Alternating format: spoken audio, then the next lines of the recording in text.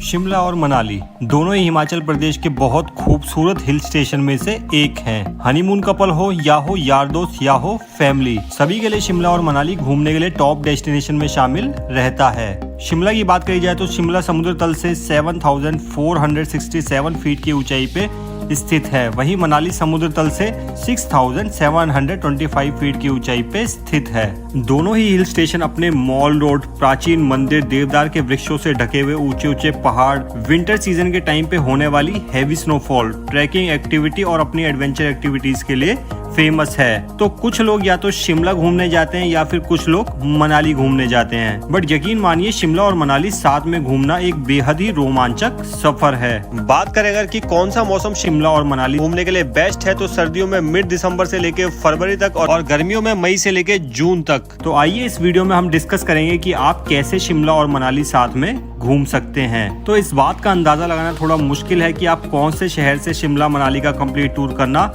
चाहते हैं। तो हम दिल्ली और चंडीगढ़ को सेंटर पॉइंट मान के चलते हैं। तो शिमला मनाली घूमने के लिए मैं दो तरह के प्लान आपसे डिस्कस करूंगा, first by public transport and second by private taxi. तो पूरे टूर प्लान को हमने डेज के हिसाब से बांट दिया है। तो आइए डिस्कस करते हैं एक एक करके। और सबसे पहले डिस्कस करते हैं कि आप पब्लिक ट्रांसपोर्ट से शिमला मनाली का कंप्लीट टूर कैसे कर सकते हैं। तो डे 1 में सफर की शुरुआत होगी आपके शहर से, और मैं ये मानकर चलता हूँ कि आप डे 1 में दिल्ली या चंडीगढ़ पहुँच जाएंगे। डे 1 में दिल्ली या चंडीगढ़ पहुँच के आप शिमला के लिए अपने सफर की शुरुआत करेंगे। तो दिल्ली से शिमला आप बाई बस और बाई ट्रेन दोनों तरीके से पहुँच सकते हैं। तो सबसे पहले बात करते हैं कि आप बाई बस शिमला कैसे पहुँच सकते हैं। बात करें अगर बस की, तो आप दिल्ली के कश्मीरी गेट ISBT और चंडीगढ़ के सेक्टर 43 बस स्टैंड से आसानी से शिमला के लिए बस ले सकते हैं। बात करें अगर किराए की, तो ऑर्डिनरी नॉन AC बस 531 रुपए लेती है। वॉल्वो दिल्ली से मिनिमम 800 रुपीज लेती है। चंडीगढ़ से ऑर्डिनरी बस की बात करें तो 250 रुपीज और वॉल्वो की बात करें तो 800 रुपीज मिनिमम चार्ज कर सकती है। ध्यान देने वाली बात यह है कि बस या तो आपको शिमला बाईपास क्रॉसिंग पे उतारेगी या फिर आपको न्यू बस स्टैंड उतारेगी, जिसको की तूती कांडी बस स्टैंड भी बोला जाता है। Shimla mall road new bus stand से करीबन 4.5 किलोमीटर दूर है, और क्योंकि मॉल रोड पे व्हीकल्स अलाउ नहीं है तो आप व्हीकल से मॉल रोड नहीं जा सकते हैं। मॉल रोड शिमला आने के लिए आपको न्यू बस स्टैंड से ओल्ड बस स्टैंड आना पड़ेगा। ओल्ड बस स्टैंड तक आने के लिए टैक्सी 200 से 300 रुपए और नॉर्मल बस 10 से 15 रुपए लेती है। ओल्ड बस स्टैंड से आप कार्ड रोड होते हुए शिमला लिफ्ट पहुंच सकते हैं, जहां से आप 10 रुपए की टिकट लेकर सीधा मॉल रोड शिमला पहुंच सकते हैं। आप बाई ट्रेन भी शिमला जा सकते हैं। ट्रेन से शिमला पहुंचने के लिए आपको कालका रेलवे स्टेशन पहुंचना पड़ेगा और उसके बाद कालका से आपको टॉय ट्रेन से शिमला जाना पड़ता है। दिल्ली से कालका रेलवे स्टेशन आप बाई बस, बाई कैब और बाई ट्रेन पहुंच सकते हैं। क्योंकि कैब और बस से कालका पहुंचना थोड़ा महंगा पड़ सकता है, इसलिए ये मैं आपको बिल्कुल भी रिकमेंड नहीं करूंगा। दिल्ली से कालका जाने के लिए ट्रेन सबसे बेस्ट ऑप्शन है, और दिल्ली से कालका के लिए काफी सारी ट्रेन भी अवेलेबल है। ज्यादा ट्रेन होने की वजह से मैं सभी का किराया आपको नहीं बता सकता, बट हर एक क्लास का मिनिमम किराया आपको ऊपर स्क्रीन पे शो हो जाएगा। बात करेंगे चंडीगढ़ से कालका पहुंचने की, तो चंडीगढ़ से कालका पहुंचने का सबसे सस्ता तरीका भी ट्रेन से ही है। तो आप चंडीगढ़ से कालका वाया ट्रेन आ सकते हैं और उसके टिकट आप ऑनलाइन बुक कर सकते हैं। ध्यान देने वाली बात यह है कि दिल्ली या चंडीगढ़ से अगर आप कालका बाई ट्रेन आ रहे हैं तो आपको बुकिंग हमेशा यह ध्यान में रखकर करानी है कि कालका से शिमला की ट्रेन कितने बजे की है, क्योंकि कालका से शिमला की ज्यादातर ट्रेन मॉर्निंग में चलती है। तो कालका से शिमला की ट्रेन के टाइम के अनुसार ही अपना दिल्ली या चंडीगढ़ से कालका के लिए टिकट बुक करें, ताकि आपको ज्यादा देर कालका के रेलवे स्टेशन पे समय ना बिताना पड़े। तो आइए अब बात करते हैं कि कालका से शिमला के लिए कौन कौन सी टॉय ट्रेन अवेलेबल है, उनका किराया कितना है और उनका टाइमिंग क्या है। 52453 कालका शिमला एक्सप्रेस, जो कि सुबह 6:20 पे चलती है और 11:35 पे शिमला उतार देती है। 52451 शिवालिक डीलक्स एक्सप्रेस 5:45 को सुबह चलती है और 10:25 पे शिमला उतार देती है। 52455 हिमालय क्वीन, जो कि 12:10 बजे दिन में चलती है, 5:20 पे आपको शाम को शिमला छोड़ देती है। 52459 कालका शिमला एक्सप्रेस, जो कि 7 बजे मॉर्निंग में निकलती है और 12:55 में दिन में आपको शिमला छोड़ देती है। 72451 रेल मोटर, जो कि 5:25 मॉर्निंग में निकलती है और 9:25 मॉर्निंग में आपको शिमला छोड़ देती है। 52457 कालका शिमला एक्सप्रेस, जो कि 3:30 बजे सुबह कालका से निकलती है और सुबह 8:55 पे शिमला छोड़ देती है। तो सभी टॉय ट्रेन के बारे में जानकारी इसलिए भी मैंने विस्तार से दी है क्योंकि कालका से शिमला टॉय ट्रेन का सफर हर कोई अपनी लाइफ में एक ना एक बार जरूर करना चाहेगा, अगर वो इसके बारे में थोड़ा बहुत भी जानता है तो, क्योंकि यह सफर बहुत रोमांचित, बहुत नजारों भरा और बहुत एडवेंचर से भरा हुआ होता है। तो आइए अब बात करते हैं कि शिमला और उसके आसपास आप कहां कहां घूम सकते हैं। सभी घूमने वाली जगहों को हमने डे के हिसाब से बांट दिया है, तो आइए डिस्कस करते हैं एक एक करके। मॉल रोड, तो अगर आप 11 बजे तक शिमला पहुंच जाते हैं और 1 बजे तक भी अच्छे से आराम फरमा के अपने होटल से बाहर आ जाते हैं तो आप सबसे पहले मॉल रोड घूम सकते हैं। मॉल रोड पे आप शॉपिंग, कैफे, रेस्टोरेंट, वॉकिंग और फोटोग्राफी का लुत्फ उठा सकते हैं। यह ब्रिटिश रूल के दौरान बनाई हुई काफी सारी बिल्डिंग्स हैं जो मॉल रोड की खूबसूरती को और ज्यादा बढ़ा देती हैं। यहाँ काफी सारे फेमस खाने पीने की दुकानें भी हैं, जैसे कि city point bakery, Indian coffee house, Sitaram and sons जो कि अपने लुच्ची चने के लिए फेमस है। लुच्ची आप एक किस्म का कुलचा या भटूरा भी बोल सकते हैं। इसके अलावा त्रिशूल बेकरी, हिमाचल रसोई और इसके अलावा भी आपको यहाँ पे खाने पीने और शॉपिंग की काफी सारी बजटेड दुकानें मिल जाएंगी। आप मॉल रोड रात को भी विजिट कर सकते हैं। रात में लाइटों से जगमगाता हुआ मॉल रोड की खूबसूरती देखने लायक होती है। लोअर बाजार, अगर आप बजट में शॉपिंग करना चाहते हैं तो मॉल रोड के साथ लगा हुआ लोअर बाजार आपके लिए बिल्कुल परफेक्ट प्लेस है, क्योंकि मॉल रोड पे शॉपिंग करना आपको थोड़ा सा कॉस्टली पड़ सकता है, तो आप यहाँ से भी शॉपिंग कर सकते हैं। यहाँ पे आप pashmina shawl, sweater, suit, sari, blazer और भी बहुत सारे चीज कम बजट में खरीद सकते हैं। स्कैंडल पॉइंट, आपको बता दूं, अगर आप राजीव गांधी खेल परिसर होते हुए या शिमला लिफ्ट की तरफ से होते हुए मॉल रोड का सफर शुरू कर रहे हैं तो मॉल रोड के अंतिम छोर पे स्थित है स्कैंडल पॉइंट। यहाँ से एक रास्ता द रिच शिमला को जोड़ता है। बात करें स्कैंडल पॉइंट की, तो इसको स्कैंडल पॉइंट इसलिए भी बोला जाता है क्योंकि 1892 में पटियाला के महाराज भूपिंदर सिंह को शिमला की वायसराय की बेटी से प्यार हो गया था और इसी स्कैंडल पॉइंट से वो वायसराय की बेटी को लेके भाग गए थे, तभी से इसका नाम पड़ा स्कैंडल पॉइंट। दी रिज शिमला, दी रिज एक खुला मैदान है जहां एक तरफ आप क्राइस्ट चर्च तो दूसरी तरफ आप इंडियन फ्लैग को लहराते हुए देख सकते हैं। क्राइस्ट चर्च की बात करें तो अंग्रेजों द्वारा ये 1857 में बनवाया गया था और इसकी खूबसूरती देखते ही बनती है। द रिज से आप एक तरफ खूबसूरत पहाड़ तो दूसरी तरफ आप जाकू मंदिर में लगे हुए हनुमान जी की मूर्ति देख सकते हैं। इसके अलावा यहाँ से आप ब्यूटीफुल सनसेट भी देख सकते हैं। View point Shimla, Christ church के बराबर से निकलता हुआ एक रास्ता आपको जाकू मंदिर लेकर जाता है। इसी रास्ते पे थोड़ा सा ऊपर चलते ही आपको एक हट जैसा प्लेस मिलता है जिसको व्यू पॉइंट के नाम से भी जाना जाता है। आप यहाँ से पूरा शिमला अच्छे से देख सकते हैं और पूरा रिज का मैदान आप यहाँ से बहुत अच्छे से देख सकते हैं, जिसकी खूबसूरती देखते ही बनती है। तारा देवी टेम्पल, तारा देवी मंदिर शिमला से करीबन 12 किलोमीटर की दूरी पर स्थित है। इस मंदिर को 1766 में राजा भूपिंदर सिंह ने बनवाया था। यहाँ पहुँचने के लिए आप शिमला के ओल्ड बस स्टैंड से कैब या बस ले सकते हैं और यकीन मानिए एक बार यहाँ पहुँचने पे आपका यहाँ से जाने का मन बिल्कुल भी नहीं करेगा, क्योंकि मंदिर थोड़ी सी हाइट पे और यहाँ से पूरा शिमला नजर आता है। आसपास के पहाड़ों का नजारा यहाँ से बहुत ही ज्यादा सुंदर दिखाई देता है। तो आइए अब बात करते हैं डे 2 की। तो डे 2 में आप अर्ली मॉर्निंग उठ के जाकू टेम्पल का ट्रैक कर सकते हैं। जाकू टेम्पल जाकू हिल पे स्थित हनुमान जी का मंदिर है। यहाँ हनुमान जी का 108 फीट का स्टैचू भी है। ऐसा माना जाता है हनुमान जी लक्ष्मण के लिए जब संजीवनी बूटी ढूंढने निकले थे तब उन्होंने यहाँ पे रुक कर थोड़ी देर आराम करा था।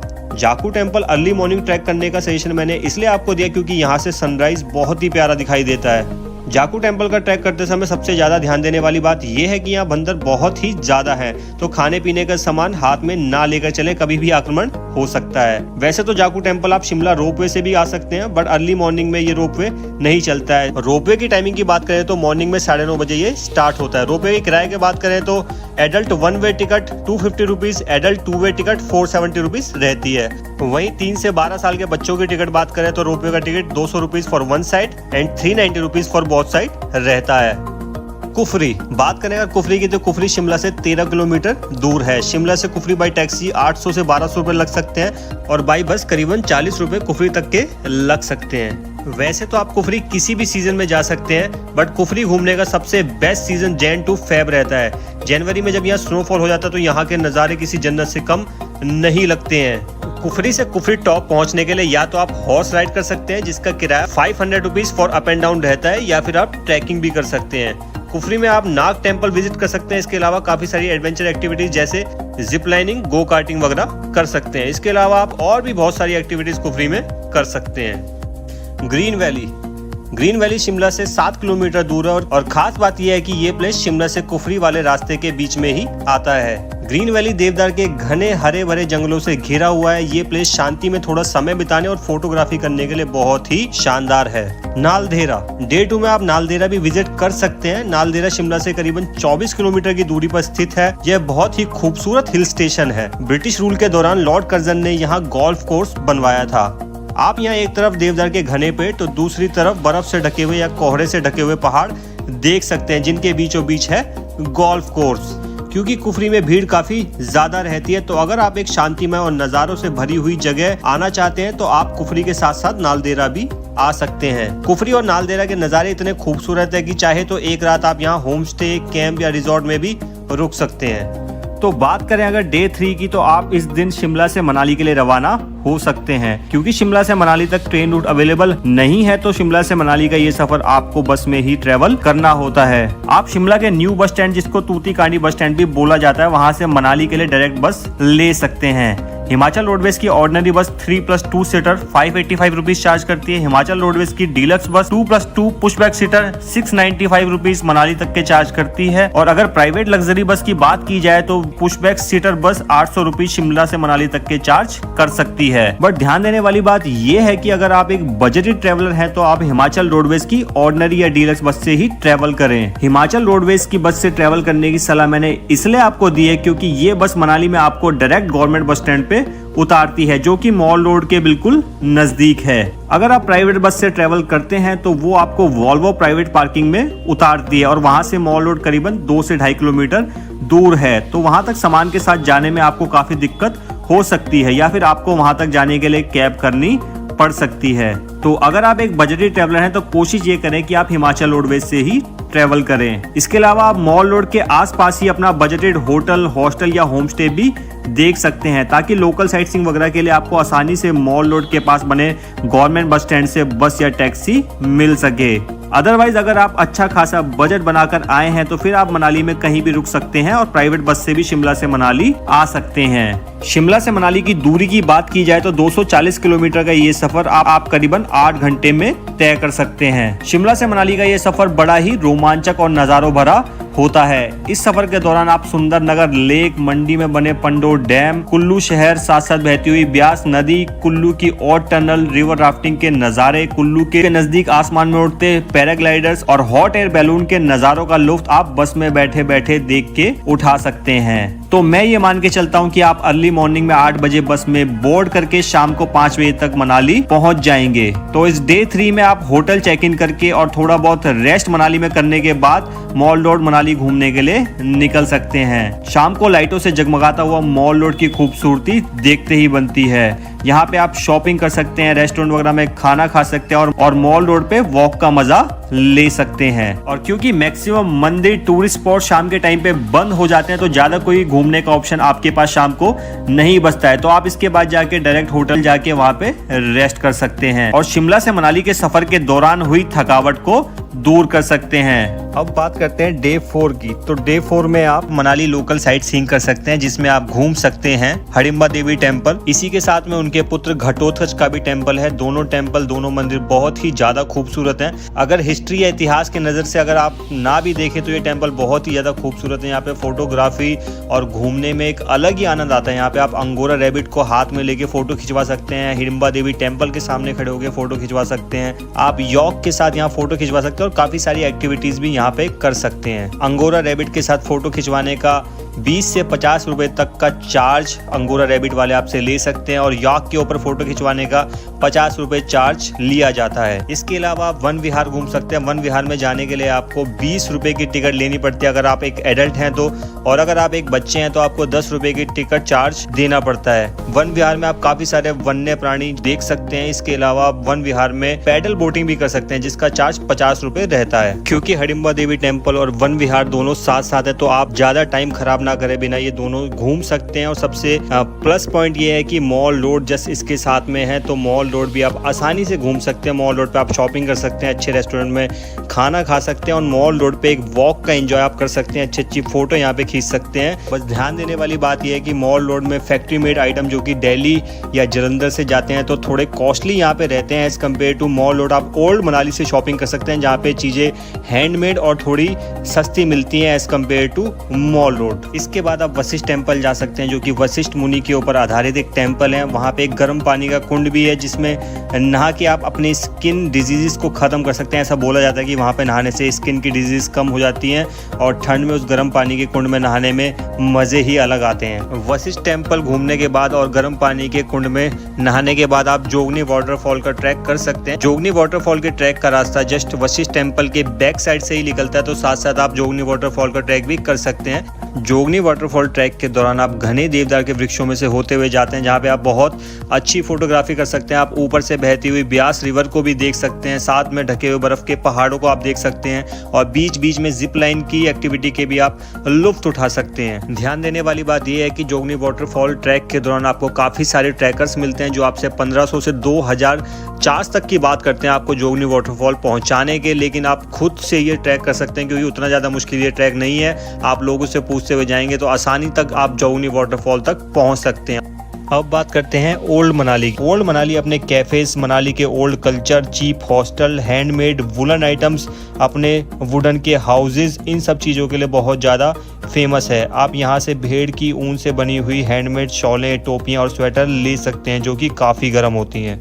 ओल्ड मनाली में आप मनु टेम्पल और क्लब हाउस मनाली भी विजिट कर सकते हैं। क्लब हाउस में आप काफ़ी सारी एडवेंचर एक्टिविटीज़ कर सकते हैं जैसे go karting, river crossing, zip lining etcetera.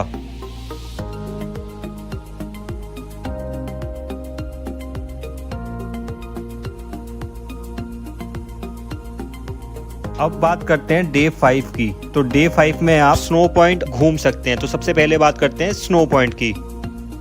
तो स्नो पॉइंट को बेसिकली 3 पार्ट्स में मैं डिवाइड करूंगा, जिसमें से फर्स्ट है सोलांग वैली, सेकंड है सिसु या खोकसर एंड थर्ड है रोहतांग पॉइंट। इन तीनों लोकेशन को घूमने का एक अलग अलग टाइम होता है, डिपेंड करता है कि आप कौन से सीजन में मनाली जा रहे हैं। फॉर एग्जांपल अगर आप मई टू अक्टूबर में मनाली जा रहे हैं तो आपको रोहतांग पास जाना पड़ेगा स्नो देखने के लिए, क्योंकि उस टाइम स्नोफॉल नहीं होता है, इसलिए आप पहले से गिरी हुई बर्फ का ही रोहतांग पास में मजा उठा सकते हैं। अगर आप नवंबर दिसंबर के महीने में मनाली जा रहे हैं तो रोहतांग पास क्लोज हो जाता है, तब आपको सिसु खोकसर में जाकर स्नो का मजा उठा सकते हैं। और अगर आप आफ्टर दिसंबर या दिसंबर से मार्च के बीच में मनाली जा रहे हैं तो खोकसर सिसु भी क्लोज रह सकते हैं। बहुत प्रोबेबली चांस है कि खोकसर सिसु बंद हो जाए, क्योंकि खोकसर सिसु का रास्ता अटल टनल क्रॉस करते हुए लाहौल तक आपको लेकर जाता है, जो कि ज़्यादा बर्फ़ गिरने के कारण कई बार बंद हो जाता है। तब उस केस में आप सोलांग वैली में ही और मेन मनाली में ही बर्फ़ का लुत्फ उठा सकते हैं।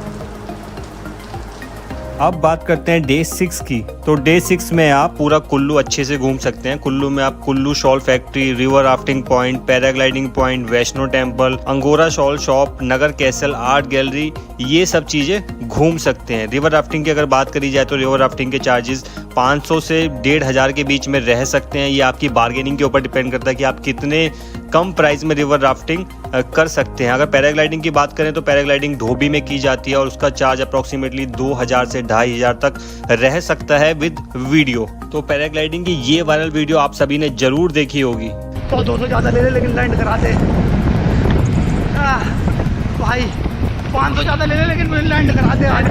माता जो इसमें आया। तो ये पैराग्लाइडिंग की वीडियो यही धोबी की थी। इसके अलावा आप सोलांग वैली में भी पैराग्लाइडिंग कर सकते हैं, बट पर्सनली मैं आपको सजेस्ट करूंगा कि आप धोबी से पैराग्लाइडिंग करें, क्योंकि सोलांग वैली में उतनी ज़्यादा हाइट से पैराग्लाइडिंग आपको नहीं करवाई जाती है जितनी धोबी से आपको करवाई जाती है। और ज़्यादा हाइट से पैराग्लाइडिंग करने से व्यू जो है बहुत ही ज़्यादा सुंदर और ज़बरदस्त नज़र आता है। तो मैं आपको सजेस्ट करूँगा कि आप धोबी से ही पैराग्लाइडिंग करें।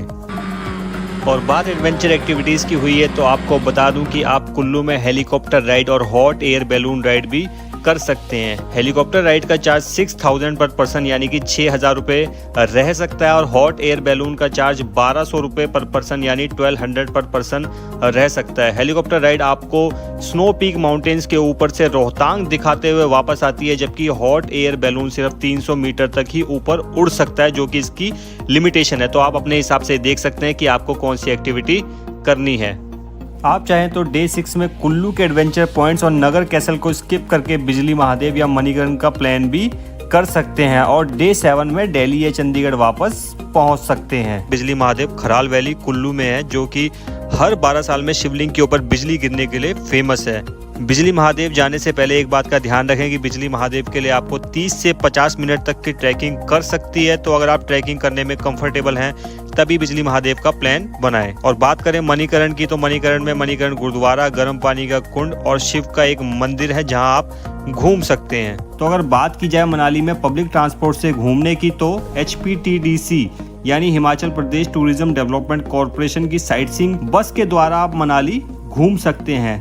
तो ऊपर स्क्रीन पे आप HPTDC की लोकल साइट सीइंग करवाने वाली बसेस के रूट और उनका फेयर देख सकते हैं। इसके अलावा आप हिमाचल रोडवेज की ऑर्डिनरी बसेस में भी पर्टिकुलर साइट सीइंग तक पहुंच सकते हैं। इन बसेस के बारे में जानने के लिए आप HRTC या HPTDC की वेबसाइट पर भी जाके चेक कर सकते हैं, या फिर आप मनाली के गवर्नमेंट बस स्टैंड पे भी इन बसेस के बारे में जानकारी ले सकते हैं। ध्यान देने वाली बात यह है कि अगर आप एक बजटेड ट्रैवलर हैं और आप HPTDC की बस से ट्रैवल करना चाहते हैं तो बता दूं कि बस हर लोकेशन पे घूमने के लिए आपको एक लिमिटेड टाइम देती है और उसके बाद चल पड़ती है, तो आप अपने मन मुताबिक समय के अनुसार टाइम स्पेंड और एंजॉय नहीं कर सकते हैं। तो इस परेशानी में अगर आप नहीं फंसना चाहते तो आप स्कूटी भी रेंट पे ले सकते हैं, जो एज कम्पेयर टू बाइक थोड़ी सी सस्ती पड़ती है, और स्कूटी लेके आप मनाली की लोकल साइट सीइंग कर सकते हैं, जिसका चार्ज सीजन में 600 to 700 रुपीज रहता है और ऑफ सीजन में 800 to 900 रुपीज रहता है। अब बात करते हैं टैक्सी से शिमला मनाली टूर करने की। तो 2 डेज और साइट सीइंग सेम ही रहने वाली है जैसा हमने अभी लोकल ट्रांसपोर्ट के लिए डिस्कस करा, बट प्राइवेट टैक्सी से टूर करने का फायदा ये है कि अगर आप एज अ कपल या फैमिली के साथ शिमला मनाली टूर करना चाहते हैं तो आप बिना ज्यादा परेशान हुए, बिना ज्यादा बसेस चेंज करे हुए direct Delhi to Shimla Manali and then back to Delhi या Chandigarh to Shimla Manali and then back to Chandigarh का टूर कर सकते हैं। फॉर एग्जांपल एक Swift Dzire 7 days Shimla Manali tour के लिए 23,000 तक का चार्ज कर सकती है। वहीं शिमला मनाली का 6 दिन का टूर के लिए स्विफ्ट डिजायर करीबन 20,000 यानी 20,000 तक चार्ज कर सकती है। बाकी आप हमसे भी शिमला मनाली टूर का पैकेज, टैक्सी या शिमला मनाली में होटल ले सकते हैं। किसी भी टाइप की सर्विस लेने के लिए डिस्क्रिप्शन में दिए मोबाइल नंबर या इंस्टाग्राम ID पे कांटेक्ट करें।